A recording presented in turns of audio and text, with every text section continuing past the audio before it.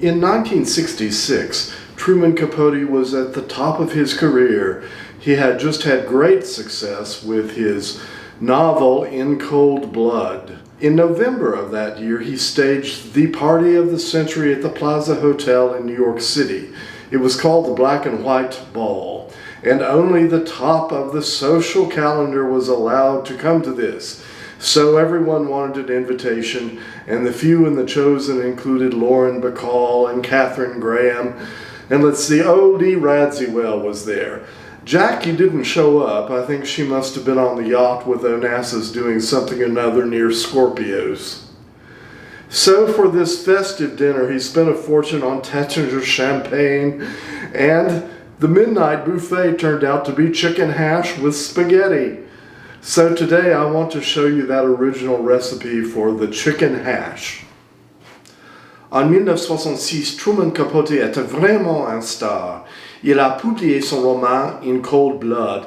Il a gagné beaucoup d'argent et puis il a décidé d'organiser une fête dans le Plaza Hotel à New York qui s'appelle Black and White Ball. Exclusivement le plus célèbre a été invité. C'était vraiment exceptionnel. The luxury part of Truman's Black and White Ball centered around that Taittinger Champagne. You can get that, of course, but I have to confess, this is Mumm, and it's Mumm's Napa Valley, which is just as good, if not better, than the French Mumm. There's all this talk about that méthode champenoise. I think it's méthode champenoise, meaning the grapes have to be grown in Champagne to have the name. However, in France there's a shortage, so they import them from Bordeaux and everywhere else.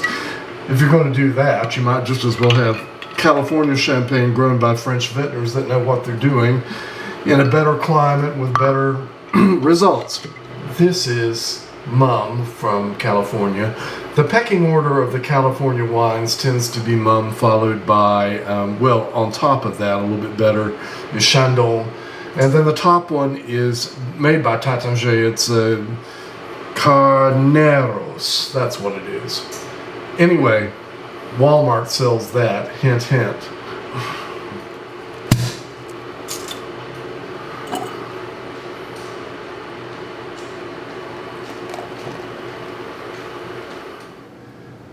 The lower class part of the midnight buffet is chicken hash, and this recipe comes directly from the Plaza Hotel.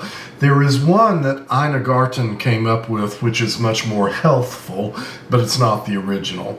This is the way it was done, and so here it is. You begin with bechamel sauce, which is there, heavy cream, and your diced cooked chicken goes in.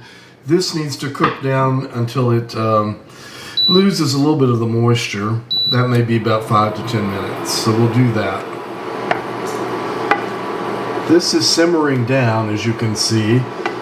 It's really just about there. In the 60s, they didn't worry too much about butter fat or cholesterol. They just smoked cigarettes, and that made them keep their weight down.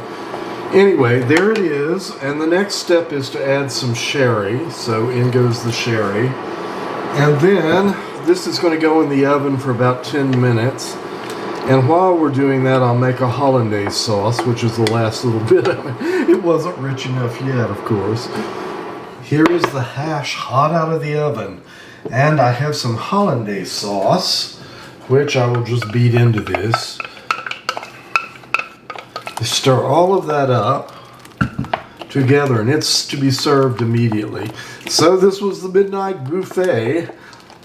I don't think that's actually so lower class with all the cream and hollandaise in it. But anyway, that was the point. And so it's ready, and I think since we've been using all this lalique, we'll put it in a lalique bowl. You might want to garnish that with just a little bit of parsley, since that was kind of de rigueur in the 60s. And open another bottle of champagne.